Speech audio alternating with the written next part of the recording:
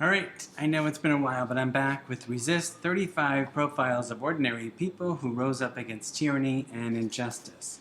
And today we're talking about a man from Japan called Chiune Sugihara.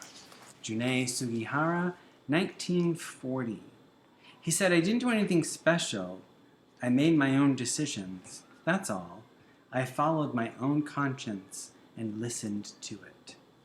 Chiune Sugihara was born in Japan on the first day of the new era, January 1st, 1900. In that time and in that place, the individual was expected to put himself and his own needs, traits, and desires beneath those of the whole. As a famous Japanese proverb says, "The nail that sticks out gets hammered down." But Chiune seemed destined to stick out. His father wanted him to study medicine, but Chiune, who longed to live abroad, wanted to study English. He had the same argument with his father over and over again. Then one day, Chiune decided to end the arguments once and for all. When the time came to take the medical school exams, he resisted. He walked in, wrote his name on the sheet of paper, and then walked right back out. He deliberately failed. He sat outside the school and ate his lunch. His father was furious, but he was free.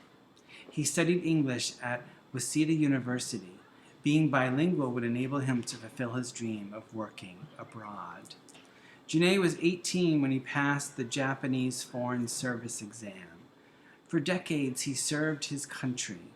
During World War II, he was placed in Lithuania, a location that made it possible for him to use his position to help Jewish citizens and refugees escape from the Nazis. But the Japanese had strict rules about granting visas, and few of the Jews who crowded his office met the criteria. Chiune wondered, did he have the strength to once again be the nail that sticks out? In the summer of 1940, he began granting visas on his own without the permission of his government's home office. For 20 hours a day, he handwrote visas, processing in hours what might normally take a month. The Nazis were invading, his office was shutting down, but Chiune kept writing visas. The government sent him orders to come home, and even as he sat in the back seat of a taxi on the way to the train station, Chiune wrote visas. As the train pulled out of the station, the Jewish refugees chased after it. Chiune wrote and signed visas, throwing them out the window until not a single slip of paper was left. At home, he was punished for his actions. He lost his job. He was forced to support his family selling light bulbs door to door. Not until many years later would he learn that over 6,000 Jews escaped the Nazis because of his visas. Because he dared to be the nail that stuck out. More than 40,000 descendants of those refugees are alive today. Sometimes you must break the rules to do what's right. So I want to ask you, have you ever had to break the rules because you had to do something that was right? But it was against the rules, but you knew in your heart that it was the right thing to do. Think about that. It doesn't have to be big. Maybe it's your family's rules or my rules. Think about that and write about it in your journal. Okay? Interesting man. I never knew of him.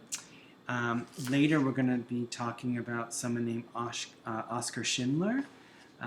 Some of you may know him. He might be a little bit more familiar.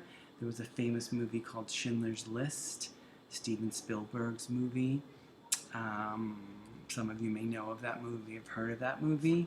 And so you'll see when we talk about Oskar Schindler that they have similar qualities.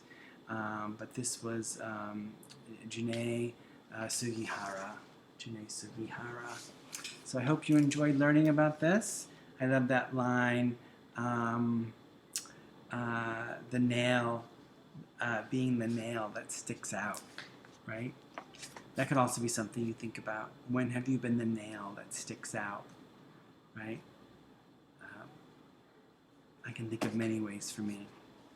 All right, that's it. Till next time. Bye.